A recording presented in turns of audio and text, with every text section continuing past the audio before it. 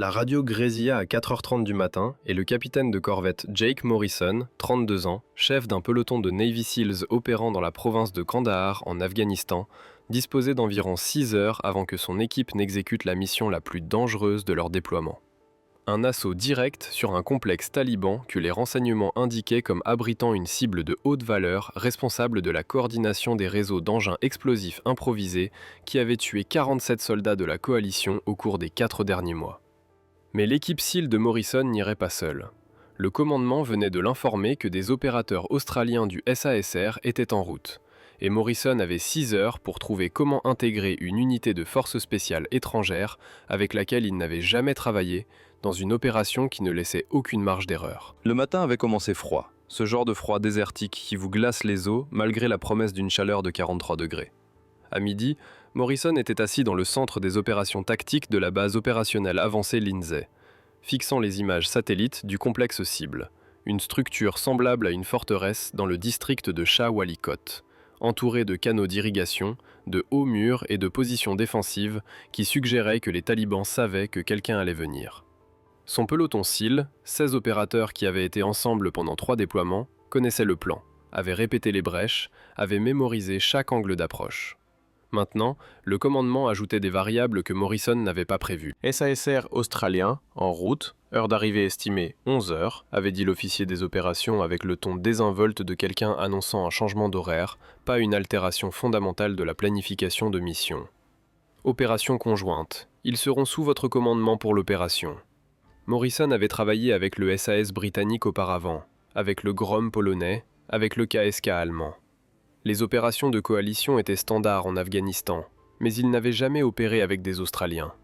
Il connaissait leur réputation, les histoires qui circulaient dans les communautés des opérations spéciales, à propos d'une unité qui frappait bien au-dessus de sa catégorie, qui acceptait des missions que d'autres nations déclinaient, qui se déplaçait au combat avec une efficacité qui frôlait le surnaturel.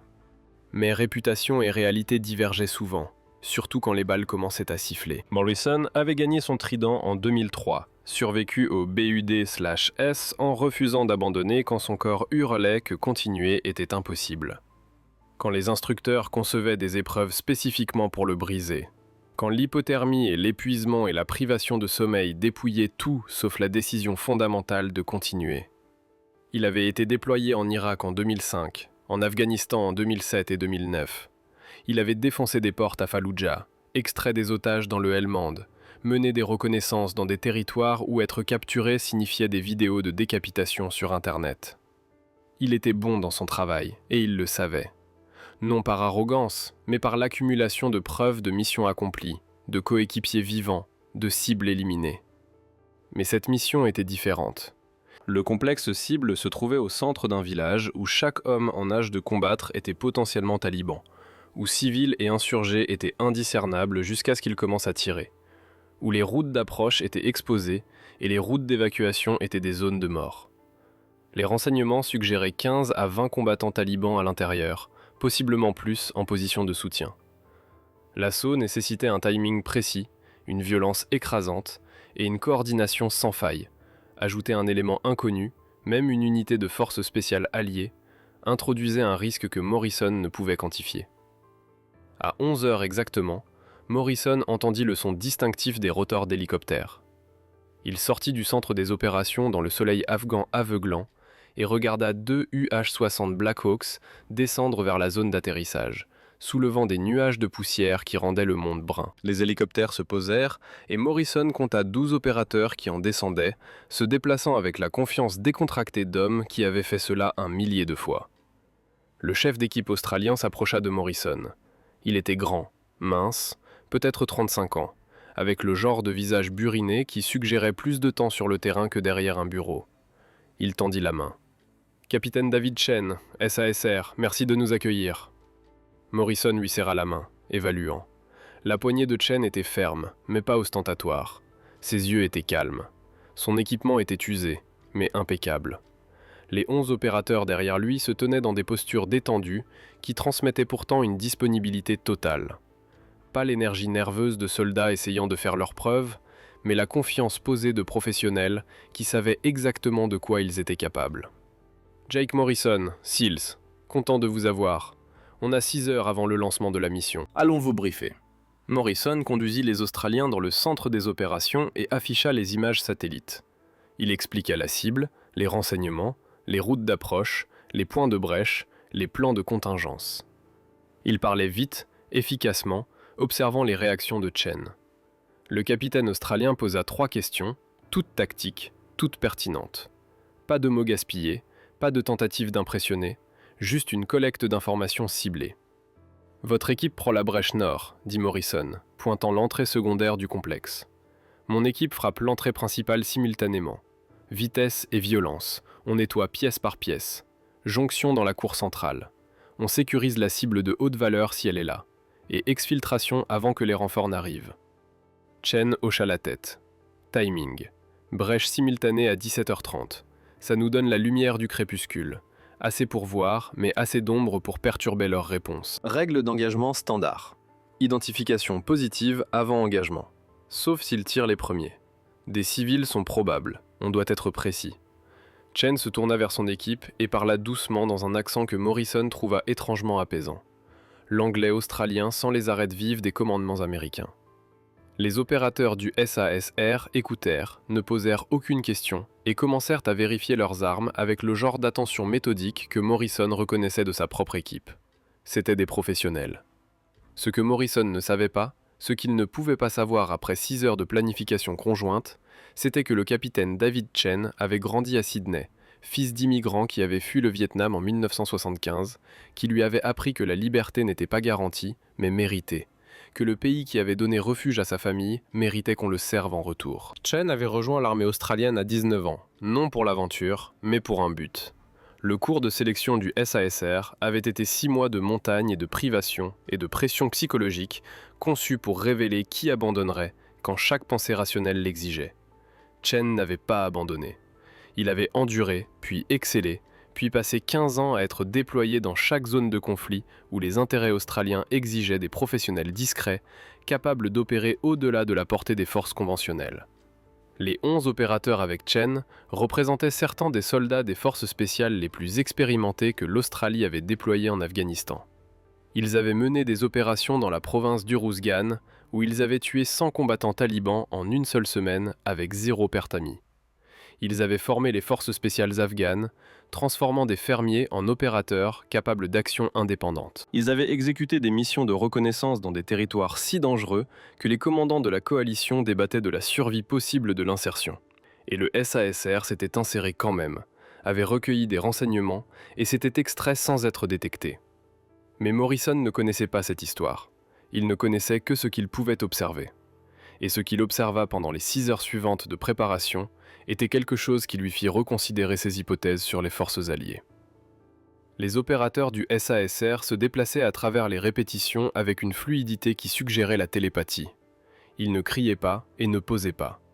Ils exécutaient simplement, ajustaient quand l'équipe de Morrison identifiait des problèmes, et exécutaient à nouveau avec les corrections intégrées de manière transparente. Quand un des plus jeunes SEALs de Morrison, un homme de 24 ans à son premier déploiement, eut du mal avec une technique de brèche, un sergent du SASR nommé Cooper s'approcha, démontra l'angle correct sans un mot de critique et s'éloigna. Le SEAL réussit à la tentative suivante. Morrison observa cette interaction et sentit quelque chose changer. Ce n'étaient pas des étrangers essayant de faire leurs preuves. C'étaient des images miroirs de sa propre équipe, des opérateurs qui avaient parcouru le même chemin à travers la sélection et l'entraînement et le déploiement, qui parlaient le même langage tacite de professionnels, qui comprenaient que l'ego était dangereux et que la compétence était tout.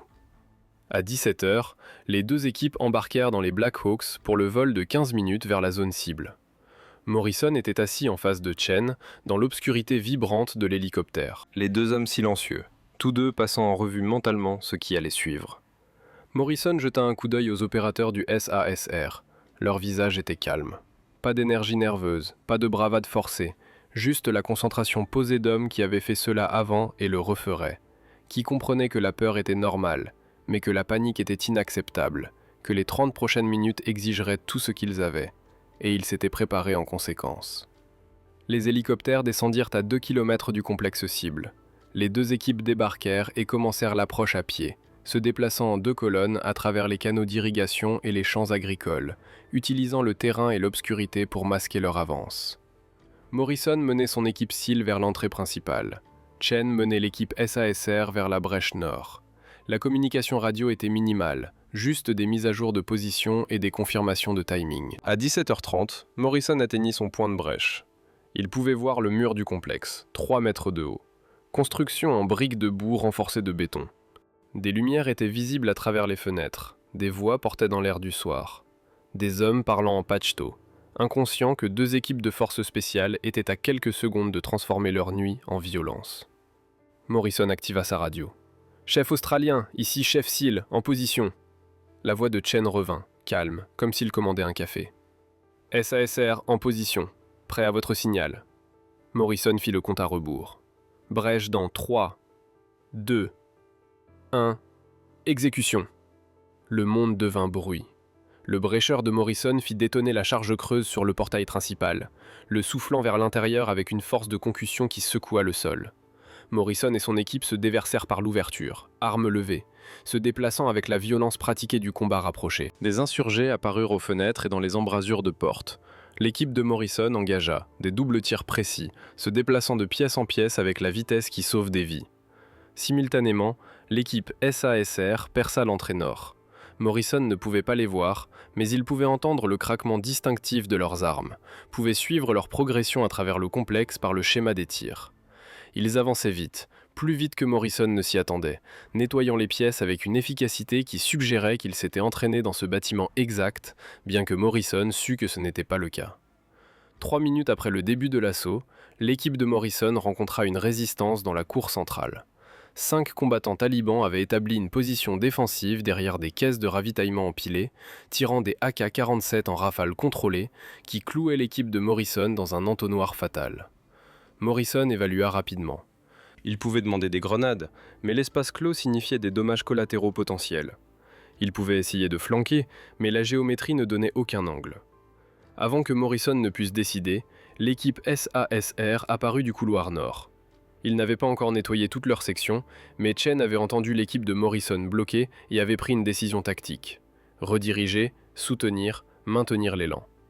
Les Australiens arrivèrent d'un angle que les talibans n'avaient pas anticipé, prenant les insurgés dans un tir croisé qui mit fin à la résistance en 15 secondes. Chen se déplaça vers la position de Morrison. « Ça va ?» Morrison hocha la tête, respirant fort. « Ouais, merci pour le coup de main. »« Pas de souci, mon pote. » Les équipes combinées continuèrent à nettoyer le complexe. Ils trouvèrent la cible de haute valeur dans une pièce arrière, tentant de s'échapper par un tunnel préparé à l'avance. L'équipe de Morrison le sécurisa. L'équipe SASR établit la sécurité du périmètre. L'assaut entier, de la brèche à l'objectif sécurisé, avait pris 8 minutes. Mais l'opération n'était pas terminée. Alors que l'équipe de Morrison se préparait à exfiltrer avec la cible de haute valeur détenue, la radio explosa d'avertissement. Les drones de la coalition au-dessus avaient repéré environ 30 combattants talibans se déplaçant vers le complexe depuis un village voisin. Des renforts que les renseignements n'avaient pas prédits. Les équipes avaient peut-être 10 minutes avant d'être encerclées, en infériorité numérique, et de combattre depuis un complexe avec des munitions limitées et aucun réapprovisionnement. Morrison prit la décision que l'entraînement l'avait préparé à prendre, mais que l'expérience lui avait appris à redouter. Toutes les équipes, préparez-vous pour exfiltration d'urgence. Hélicoptère en approche. Heure d'arrivée estimée 12 minutes. On tient jusqu'à l'extraction. 12 minutes. L'équipe SEAL de Morrison et l'équipe SASR de Chen établirent des positions défensives au périmètre du complexe. Morrison assigna des secteurs, coordonna les champs de tir et se prépara pour ce qu'il savait être la partie la plus difficile de la mission. L'assaut avait été exemplaire. L'extraction serait une question de survie. Les talibans arrivèrent en force à 19h45. Morrison observa à travers sa vision nocturne environ 35 combattants, plus que les renseignements n'avaient estimé. Commencer à encercler le complexe, utilisant les mêmes canaux d'irrigation et caractéristiques du terrain que les équipes de forces spéciales avaient utilisées pour l'approche. Les insurgés avaient fait cela avant, avaient appris des engagements précédents, avaient adapté leurs tactiques pour contrer les opérations spéciales de la coalition. Le premier RPG frappa le mur est du complexe, explosant dans une pluie de briques de boue et d'éclats. L'équipe de Morrison riposta, des rafales contrôlées, conçues pour économiser les munitions. L'équipe SASR du côté nord engagea des cibles avec une précision que Morrison trouva remarquable dans ces circonstances. Il pouvait entendre Chen à la radio, voix calme dirigeant le tir de son équipe, désignant des cibles, maintenant la discipline quand la réponse humaine naturelle à être en infériorité numérique et encerclée était de paniquer et de gaspiller les munitions. 8 minutes jusqu'à l'extraction. L'échange de tirs s'intensifia. Les talibans, réalisant que les forces de la coalition étaient clouées, augmentèrent leur agressivité, manœuvrant plus près, tentant de percer les murs du complexe. L'équipe de Morrison tua 7 insurgés en 3 minutes, mais d'autres continuaient d'arriver. Les munitions devenaient une préoccupation. Morrison fit le calcul dans sa tête. Cadence de tir actuelle, munitions restantes, temps jusqu'à l'arrivée des hélicoptères. Les chiffres étaient inconfortables. Puis Morrison fut témoin de quelque chose qu'il décrirait plus tard dans les débriefings avec un ton qui suggérait qu'il n'était toujours pas sûr de le croire. Un des opérateurs du SASR, un sergent à qui Morrison n'avait pas parlé, remarqua que des combattants talibans utilisaient un canal d'irrigation spécifique pour approcher le point le plus faible du complexe, le mur est endommagé. Au lieu de simplement tirer sur les cibles quand elles apparaissaient, le sergent fit quelque chose d'inattendu. Il attrapa une grenade à fragmentation, calcula l'arc nécessaire pour la faire atterrir dans le canal à 40 mètres et lança. La grenade détonna parfaitement, tuant 3 combattants talibans et effondrant une partie du canal, bloquant la route d'approche. Morrison fixa.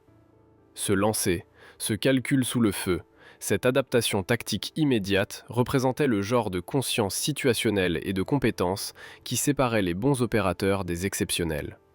Il activa sa radio vers Chen. « Tonga vient de fermer leur approche principale avec une seule grenade. » La réponse de Chen fut factuelle. « Ouais, Cooper est bon pour ça. » 6 minutes jusqu'à l'extraction.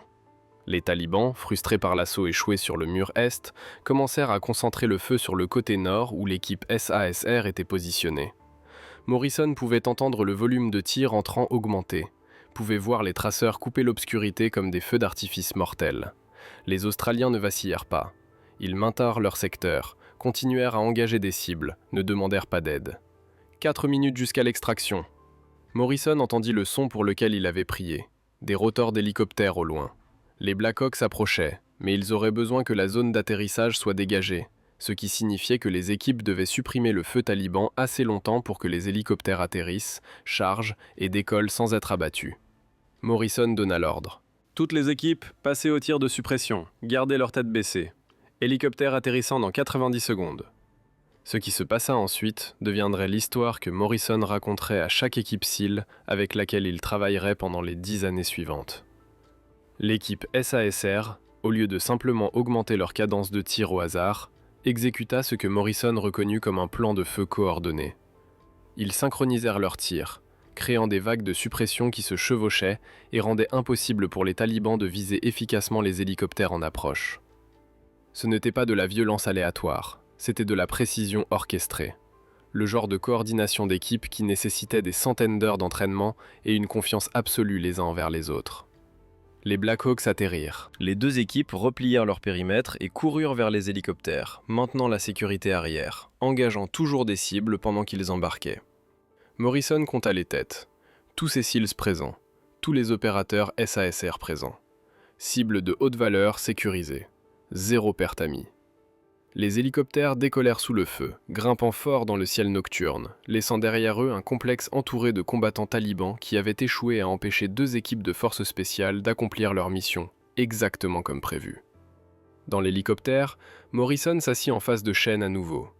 Les 2 hommes étaient couverts de poussière et de sueur, les oreilles bourdonnant des explosions et des tirs, l'adrénaline courant encore dans leur système. Morrison tendit la main. Chen la serra. « Ton équipe ?» dit Morrison, devant crier par-dessus le bruit de l'hélicoptère. « C'est du sérieux. » Chen sourit, le premier sourire que Morrison avait vu de lui. « La tienne aussi, mon pote. On remet ça un de ces jours. » Morrison hocha la tête. « Quand tu veux. » Ce que Morrison ne dit pas, ce qu'il ne pouvait pas articuler à ce moment-là, c'était qu'il venait d'être témoin de quelque chose qui changeait sa compréhension de ce que les opérations spéciales alliées pouvaient être. Il avait travaillé avec des unités d'autres nations auparavant et avait expérimenté la frustration des barrières linguistiques, des standards d'entraînement différents et des malentendus culturels qui transformaient les opérations conjointes en exercice de patience plutôt qu'en efficacité. Le SASR avait été différent. Il s'était intégré de manière transparente, adapté instantanément, et avait performé à un niveau égal ou supérieur à celui de la propre équipe de Morrison. De retour à la base opérationnelle avancée Lindsay, après le débriefing et la maintenance de l'équipement et les 1000 petites tâches qui suivaient les opérations de combat, Morrison trouva Chen dehors devant le centre des opérations, fumant une cigarette dans l'air frais de la nuit. « Je peux te poser une question ?» dit Morrison. Chen hocha la tête. « Comment l'Australie, un pays de quoi, 25 millions d'habitants, produit une unité de force spéciale qui opère comme vous le faites ? On a 330 millions d'habitants, des ressources illimitées, et je viens de regarder tes 12 gars performer comme s'ils étaient télépathes. » Chen tira sur sa cigarette, considérant la question. Une approche différente peut-être. On ne peut pas compter sur les nombres ou l'équipement. On doit être bon, vraiment bon. Chaque opérateur doit être capable de penser indépendamment, de s'adapter constamment, de faire confiance complètement. Notre sélection ne teste pas seulement la capacité physique, elle teste le caractère. Peux-tu continuer quand tout dit d'arrêter ? Peux-tu t'adapter quand les plans échouent ? Peux-tu faire confiance à tes potes avec ta vie, littéralement ? Morrison comprenait. Les équipes SEAL avaient des valeurs similaires. Mais entendre Chen l'articuler avec une telle clarté, un tel pragmatisme, fit réaliser à Morrison que les Australiens avaient distillé les opérations spéciales jusqu'à leurs éléments essentiels et avaient construit une culture autour de ces éléments, sans effort gaspillé, sans bureaucratie, juste l'excellence composée sur des décennies. L'opération conjointe devint un modèle. Au cours des 6 mois suivants, le peloton SEAL de Morrison et l'équipe SASR de Chen menèrent 17 autres missions ensemble. Ils nettoyèrent des planques talibanes à Kandahar. Ils secoururent un humanitaire kidnappé dans le Helmand. Ils démantelèrent des réseaux d'IED qui avaient terrorisé les convois de la coalition. Ils ne perdirent aucun opérateur sous le feu ennemi et atteignirent des taux de réussite qui poussèrent les commandants supérieurs à demander comment ils s'y prenaient. La réponse était simple mais profonde. Les équipes avaient appris à fonctionner comme une seule unité, non pas américains et australiens, mais des guerriers qui parlaient le même langage de compétence, de courage et d'engagement. Les SEALs de Morrison apprirent des techniques des opérateurs SASR, les Australiens apprirent des Américains. Mais plus important encore, ils apprirent à se faire confiance avec cette confiance absolue qui ne vient que du combat partagé, du fait d'avoir vu quelqu'un performer dans des conditions où la performance fait la différence entre tout le monde qui rentre ou certains qui ne rentrent pas. D'autres unités d'opérations spéciales américaines commencèrent à demander à travailler avec le SASR, Army Ranger, Delta Force, équipe des opérations spéciales des Marines. Tous voulaient voir ce que Morrison avait observé. Et les Australiens, avec leur absence caractéristique de prétention, continuèrent simplement à faire ce qu'ils avaient toujours fait, prendre les missions les plus difficiles, les exécuter avec précision et rentrer discrètement sans avoir besoin de reconnaissance ou de validation. Un officier des Army Rangers des États-Unis, parlant des années plus tard des opérations conjointes avec les forces spéciales australiennes, le décrivit avec une clarté simple. Nous pensions être les meilleurs. Puis nous avons regardé les Australiens travailler et réalisé que le meilleur n'est pas un classement. C'est un standard. Ils atteignent ce standard à chaque fois.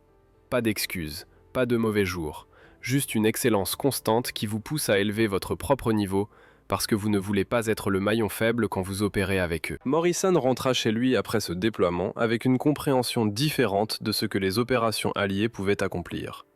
Il témoigna devant des comités de planification militaire sur l'importance de l'interopérabilité avec les forces spéciales australiennes. Il recommanda que les équipes SEAL conduisent des échanges d'entraînement réguliers avec le SASR.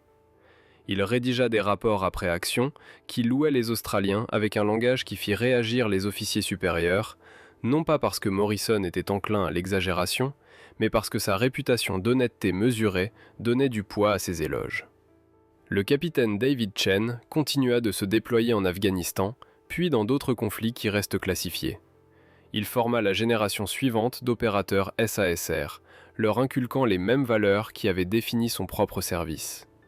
L'excellence sans arrogance, le courage sans témérité, la loyauté sans hésitation. Il prit sa retraite après 20 ans, son corps portant les dommages accumulés de trop de sauts en parachute et trop de combats, mais son esprit clair sur ce qu'il avait accompli et avec qui il avait servi. La cible de haute valeur que les équipes de Morrison et Chen capturèrent cette nuit de juin dans le district de Shawalikot fournit des renseignements qui démantelèrent 3 réseaux majeurs d'IED, sauvèrent environ 200 vies de la coalition au cours de l'année suivante et menèrent à la capture de 15 commandants talibans supplémentaires. Mais ce succès tactique était secondaire par rapport à la leçon stratégique apprise.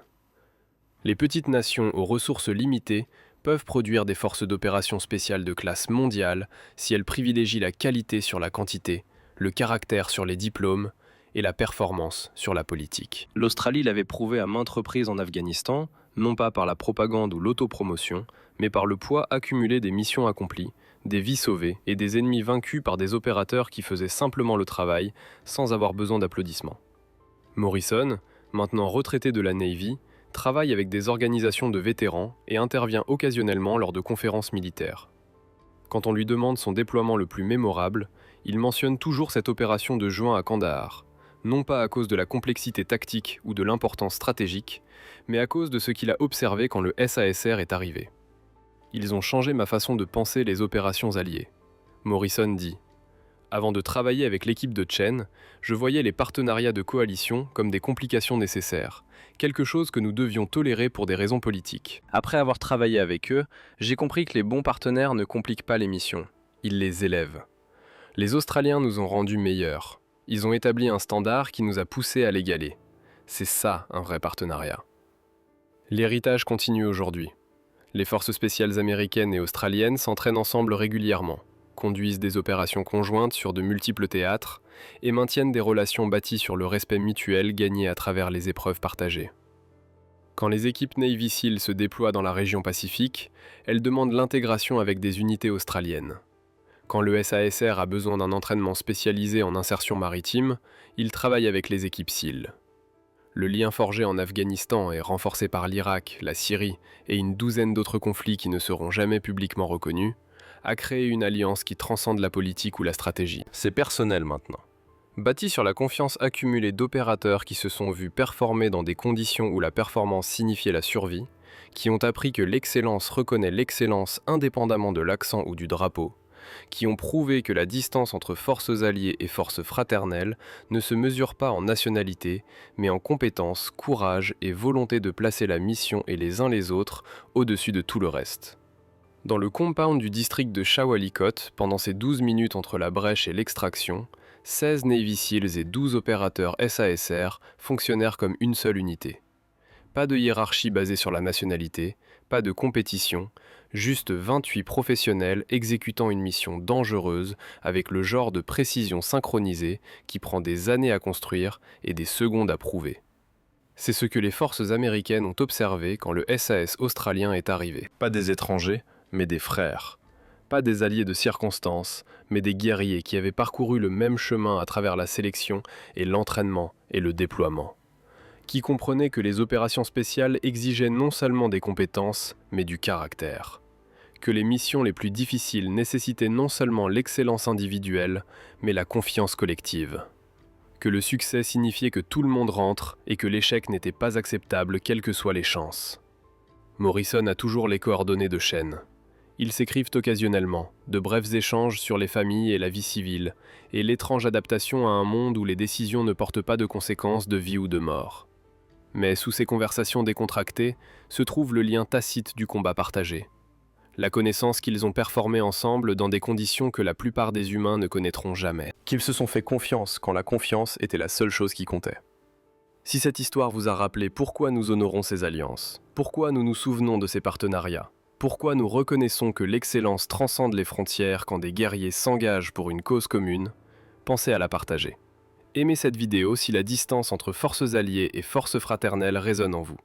Abonnez-vous si vous croyez que la mesure des opérations spéciales n'est pas l'équipement ou le budget, mais le caractère des opérateurs qui refusent d'échouer indépendamment de la nationalité ou des chances. Parce que c'est ainsi que les standards sont maintenus. C'est ainsi que les héritages se construisent. C'est ainsi que nous nous souvenons que le courage parle un langage universel, que la compétence reconnaît la compétence. Et que les guerriers qui comptent le plus sont souvent ceux qui servent discrètement, performent excellemment et rentrent chez eux sans avoir besoin d'applaudissements parce que la mission et la fraternité ont toujours été l'essentiel.